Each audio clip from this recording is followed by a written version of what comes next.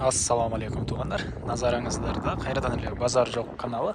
Бүгүн мен Бишкек шаарынын түштүк батышы Арча Бешикте турам.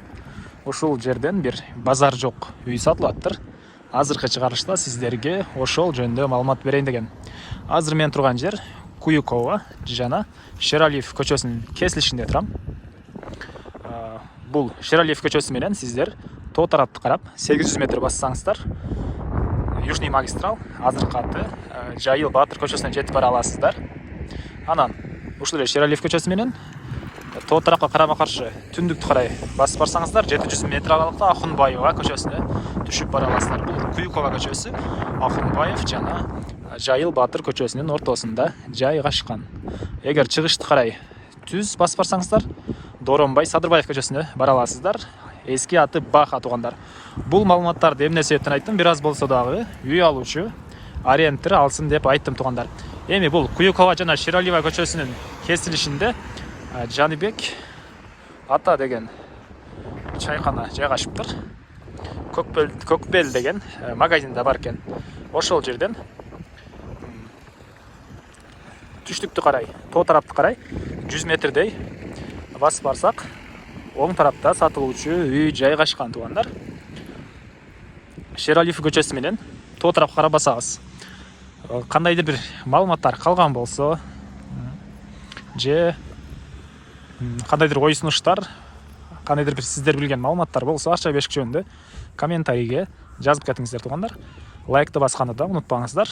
Азыр эми калган маалыматтарды видеонун жүрүшүндө берем туугандар. Шералиев көчөсү менен тоо тарапты карай 70-100 метрдей басып келип калдым. Бул жол менен ушул жерде Шералиев жана Кең суу көчөсү кесилишет туугандар. Ушул Кең суу көчөсү менен батышты карап дагы бир 70-100 метрдей басканда оң тараптагы катарды карап барсаңыздар сатылуучу үй жайгашкан туугандар. Мынакей туугандар, келүү жолун көргөзгөнчө сатылуучу үйгө да жетип келип калдым. Бул сатылуучу үйдүн көчө тараптан көрүнүшү. Көрүп турганыңыздардай блок менен тосулган көчө тараптан жана көрүп турганыңыздардай ворота орнотулган. Бул ворота пульт менен да ачылып жабылат экен туугандар. Андан ары бул сатылуучу үйгө жакын жерде мектеп, садик, мечиттер бар туугандар. Кире бериш жерге монтип шагал төшөлүп, анан воротанан 1 метрдей болуп брусчаткаларда бул жака чейин чапталыптыр. Андан ары мен короосуна кирип калган маалыматтарды берейин туугандар. Сатылуучу үйдүн короосуна да кирдим туугандар. Бул сатылуучу үйдүн алды тараптан көрүнүшү. Жеринин аянты 4 сотук. Документтери боюнча айтсак, кызыл китеп, техпаспорт, бардык документтери бар экен. Сиздерге адресин айтпапмын, Кең суу көчөсү 53-үчү үй болуп калат. Бул үйдүн адреси. Анан алды тарабына мынтип брусчатка чапталыптыр. Брусчатканын өйдө тарабы мондай навес туугандар. Свет, суу, природный газ, канализация баары центральный экен, бир гана паровое отопление котел менен иштейт туугандар. Эми үй жөнүндө айтсак, узун туурасы 12-ге 10, 220 квадрат метр, кирпич менен бүтүрүлгөн. Тышкы тарабы травертин экен туугандар. Мынакей, бир жерде эле каратып турбай, кичине айлантырып маалыматтарын берейин туугандар, баардык жагын көргөзгөнчө. Эми азыр сиздерге биринчи эле болуп үйдүн ички тараптарын көргөзөйүн да, андан соң дагы короосуна чыгып калган маалыматтарды берейин. Кээ бир мен айтпай калган маалыматтарды туугандар монтип видеодон көрүп өзүңүздөр деле байкап алсаңыздар болот. Анда эмесе мен көп сүйлөбөй үйгө кирейин. Киргенде эле үйдүн алдын тарабында мондай чакан навес деп коет, бул ушундай жай бар экен. Ылдый тарабы тепкичтер түз эле чыгып, андан ары үйгө кире эле туугандар. Анда киргенде эле перехожка жайгашкан. Узун туурасы болжол менен 2-ге 2дей көрүнөт. Дуалдары российский обой экен, кымбат обойдон деп айтты үй ээси. Потолок гипсокартон, пол кафель туугандар. Ушул эле перехожкадан сол тарапка кирип кетсек, үйдүн ички тарабында туалет бар экен. Так. Киргенде бир бөлмө, андан кийинки бөлмө менен кийинки бөлмөдө жайгашыптыр. Мынакей. Бул киргендеги бөлмөнүн дубалдары кафель. Потолок гипсокартон жана пол деле кафель экен туугандар. Түзөлүп өтсөк, бул жакта мына туалет жайгашкан. Батыш тарабында бир пластик терезе орнотуптур. Дубалдары кафель. Потолок натяжной потолок экен туугандар. Андан ары кайра эле прихожкага чыгам туугандар. Так, прихожкага чыгып, түз киргенде бул жакта холл жайгашкан. Узун туурасы 5ке 6 экен. Мынакей. Батыш тараптан чоң пластик терезе орнотулуптур. Ушул холлдон биз башка бөлмөлөргө да өтүп кете алат экенбиз. Потолок натяжной потолок, дубалдары обой, пол ламинат экен туугандар. Үйдүн бүткөн жылы быйыл туугандар 2022 19 январда бүтүптүр. Жаңы үй. Ичинен азыр мына жаңы үйдүн жыты болот, ошондой жыты кете элек. Андан ары ушул холлго кирип эле оң тарапка кайрылганда кухня жайгашкан. Окей. Узун туурасы 4ке 5. Түштүк тараптан 3 чоң пластик терезелер орнотулуптур. Потолок натяжной потолок, дубалдары обой, моющий, российский, украинский производство экен. Пол ламинат туугандар. Окей. Ар бир бөлмөгө паровой отоплениянын батареялары да орнотулуптур. Мына ушундай көрүнүштө. Бул менин фирменный сөзүм болуп калды окшойт. Анан мо кафельби же жана тескалар атакылуу болмай аткан Венеция деген эме, ошону комментарийге жазып кетиңиздер, усталар. Мен негиз боюнча анча деле строй материалдарга түшүнүк азыраак, ушул YouTube'тун алгоритмине кичине жакшы түшүнүгөнүмө байланыштуу эле ушул контентке кирген, ушул контентти тандап тартып аткан өчүрүм туугандар. Анча каталарды кенен комментарийге жазып түшүндүрүп кете бересиздер уста байкелер.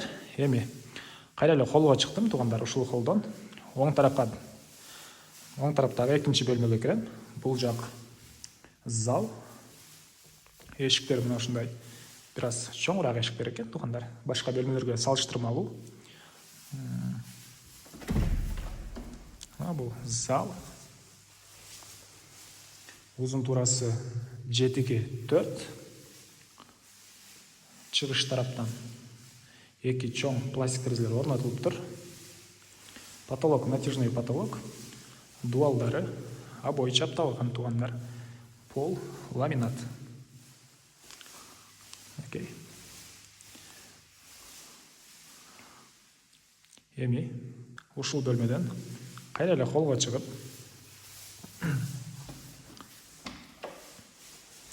оң тарапка кайрылганда, эгер сиздер главный эшик менен кирсеңиздер, түз эле киргенде бул жакта дагы бир бөлмө жайгашкан. Эшиктеринен бери көргөзөйүн, мынтип. Бул бөлмө мини зал экен.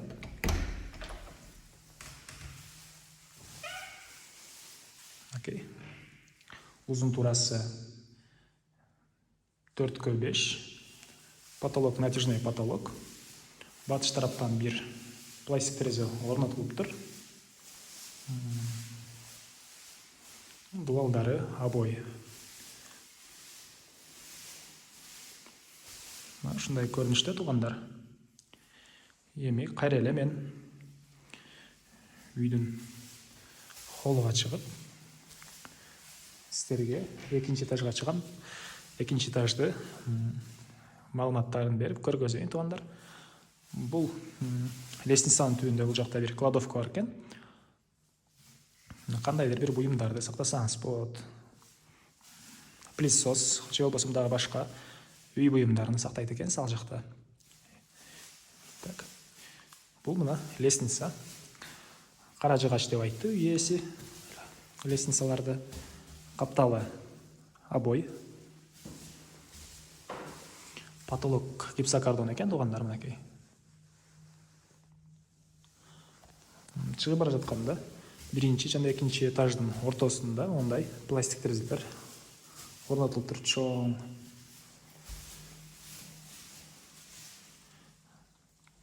Мынакей. Мен анча деле эгер кээ бир мелочи же болбосо кээ бир детальдарды, кээ бир маалыматтарды айтпай калсам, видеону көрүп өзүңүздөр байкап аласыздар. Туугандар, ошондуктан жай тартып атам. Чыкканда эле оң тарапта да бул жакта бир бөлмө жайгашкан. Бул бөлмө спальня экен. Мынакей. Узун туурасы 5-ке 3,5. Бул жакта гардероб үчүн расчет алынган. Мынча место бар экен. Ушул жерден тышкары узун туурасы 3-ке 3,5-га 5 туугандар. Потолок гипсокартон, дуалдары обой, моющий обой, пол ламинат. Чыгыш тараптан бир пластик, чоң пластик терезе орнотулуп тур туугандар. Ар бир бөлмөгө кирип эле, бул түштүк тараптан, тоо тараптан пластик терезе орнотулуп тур. Кечиресиздер, бир аз адашып кеттим. Андан ары баш айланып кетти, чоң үйгө кирип. Так, туугандар, андан ары кайра эле мен экинчи этаждын холлуна чыктым. Мына бул жерден биз 4 бөлмөгө жана экинчи этаждагы санузелге кирип кете алат экенбиз. Азыр сиздерге эми кийинки бөлмөнү көргөзөйүн. Эшигини моинтип сыялый тартып көргөзөйүн. Оң тараптан ондай картинка да бар экен. Бул обойдун үстүнө тартылганбы, кандай экен? Колун тийгизбей эле коеюн. Негизинен жаңы үй, эч жерине киргизбей эле коеюн туугандар. Анда келсеңиздер, өзүңүздөр байкап алсаңыздар болот. Андан ары кийинки спальня бөлмөгө кирем. Узун туурасы 4-кө 5. Бул жакта деле гардероб үчүн расчет алынган бөлмө бар экен. Бөлмө эмес, ушундай жай бар экен туугандар. Ошонун сырткары бул жагы узун туурасы 4-кө 5 туугандар. Дуалдар обой. Түштүк тараптан, тоо тараптан 3 пластик терезелер орнотулуп тур. Паровой отоплениянын батареялары да орнотулуп тур. Пол ламинат туугандар. Потолок гипсокартон. Окей. Оң тарабында мондай чырактар да орнотулуп тур туугандар. Негизинен жайыраак тарта берем. Кээ бир маалыматтарды жана айткандай эле өзүңүздөр көрүп байкап ала бересиздер. Андан ары кайра эле холлго чыгып оң тарапка кирем туугандар. Бул жакта душ, ванна жайгашыптыр. Узун туурасы 2-ге 2,5 экен. Дуалдары кафель, пол деле кафель, потолок, натяжной потолок туугандар. Мына ушул көргөнүңүздөрдөй ванна орнотулган. Мына ушундай көрүнүштө. Эми андан ары кайра эле бардык нерсе жаңы туугандар. Азыркы учурда бул жерде эч ким жашабайт. Бүткөнүнө али 1 ай боло элек үй. Кайра эле мен жолумду улантайын да кийинки бөлмөгө кирейин. Эшикти толук эле көргөзөйүн туугандар. Эми ички тарабына киребиз. Бул жакта гостевой спальня экен бул жак. Узун туурасы 4-кө 4. Дуалдары обой, потолок натяжной потолок. Пол ламинат туугандар. Бул жакта жанакы бөлмөлөргө окшоп эч кандай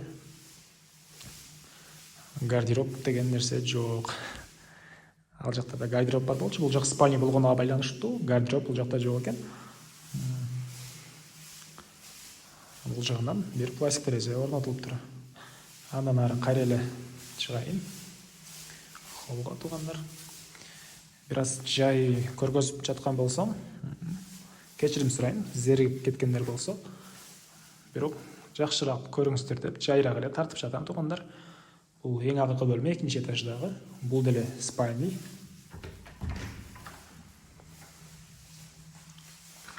Узун турасы 5ке 3,5 экен. Мынакей.